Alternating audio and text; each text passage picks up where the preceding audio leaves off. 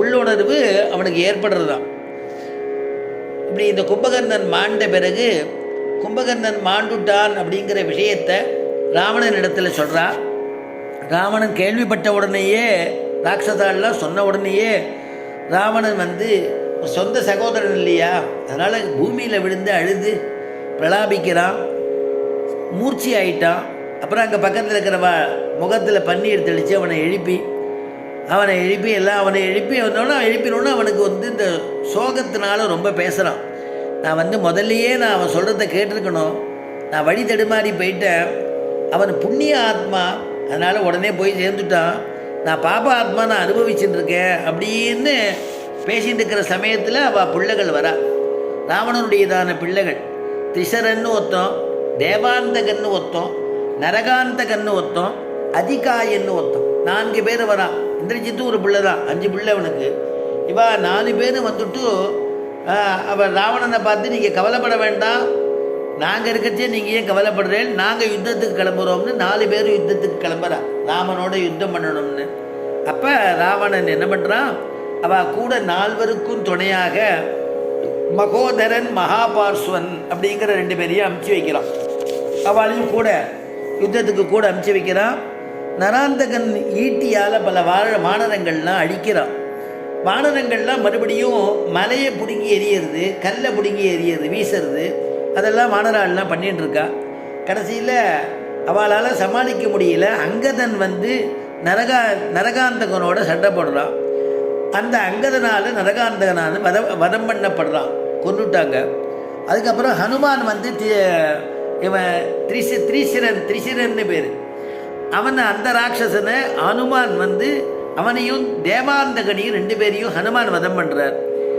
அந்த கோஷ்டிக்கு தலைவனான நீலன் தான் தலைவன், அவன் மகோதரனை வதம் பண்ணுறான். ரிஷபன்னு ஒரு வானரம், அவன் மகாபார்ஸ்வனை வதம் பண்ணுறான். மகாபார்ஸ்வன்கிற அசுரன், அவனை அந்த ராட்சசன் அவனை வதம் பண்ணுறான்.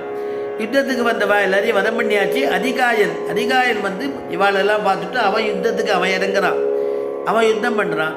இளைய பெருமாள் லக்ஷ்மணனுக்கும் அதிகாயனுக்கும் யுத்தம் நடக்கிறது. அந்த யுத்தத்தில் அதிகாயனை இளைய பெருமாள் லக்ஷ்மணன் ஒரு பானத்தினால் ஒரு சரத்தால் அடித்து அவனை வதம் பண்ணிடுறார். 4 பிள்ளைகளும் போயிட்டா ராவணனுக்கு. 4 பிள்ளைகளும் போயிட்டா. இந்த விஷயத்தை போய் அங்கே சொன்ன உடனே ராவணன் தலையில் கை வச்சுன்னு உட்காந்துடுறான்.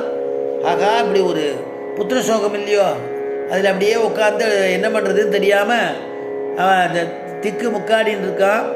அவன் நினச்சி பார்க்குறான், ராவணன் எப்பேற்பட்ட பலவான்லாம் இருந்த நாடு தாச்சே இது இலங்காபுரி பட்டணம், எப்பேற்பட்ட பலசாலி இல்லாமல் இழந்துட்டேனே, தம்பிகள்லாம் இழந்துட்டேனே, அது மட்டும் இல்லாமல் புத்திராதிகளும் இழந்துட்டேனே, நான் எல்லாரையும் இழந்துட்டேனே.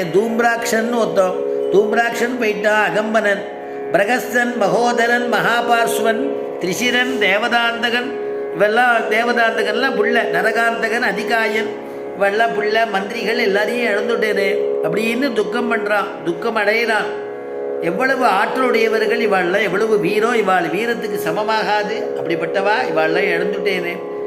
ராமன் எப்பேற்பட்டவன் தெரியுமா, அவனை மனிதனாகவே நினைக்க முடியலையே, இத்தனை பேரையும் வதம் பண்ணியிருக்கானே, ராம சைன்யங்கள்லாம் இத்தனை பேரையும் வதம் பண்ணுறது மனுஷனாகவே நினைக்க முடியலையேங்கிறான் ராவணன். அதனால் அதை மட்டும் நினச்சி பார்க்குறான்.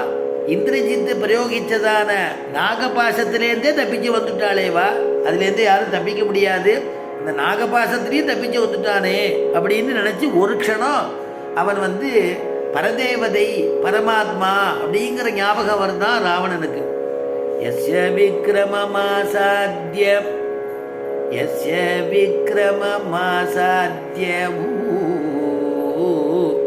யஸ்ய விக்ரமமாசாத்ய ராட்சசா நிதனங்கதாக தம்மன்யே ராகவம் வீரம் நாராயணமனாமயம்.